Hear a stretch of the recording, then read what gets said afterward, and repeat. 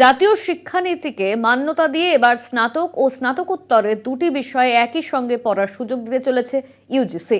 উচ্চশিক্ষা সংক্রান্ত আইন 2024-এর কথা উল্লেখ করে ইতিমধ্যেই নয়া কোর্স সংক্রান্ত খসড়া তৈরি করেছে ইউজিসি, যেখানে বলা হয়েছে পড়ুয়ারা স্নাতক ও স্নাতকোত্তরের দুটি বিষয় নিয়ে পড়াশোনা করতে পারবে।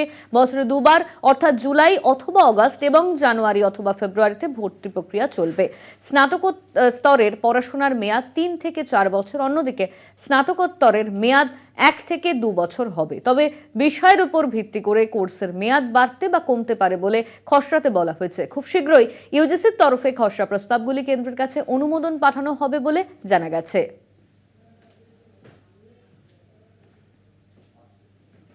জেলা সারাদিন এখন সময় আরো একটা বিরতির, ফিরছে বিরতির পর সঙ্গে থাকুন। স্মার্টফোন কিনতে চান তাহলে স্মার্ট খেলতে হবে তো জুপি লুডোতে। জুপিতে খেলুন লুডো আর ঘরে আনুন কোটি কোটি নগদ পুরস্কার। জুপি.com থেকে এখনই অ্যাপ ডাউনলোড করুন, খেলুন লুডো আর পান আপনি যা চান।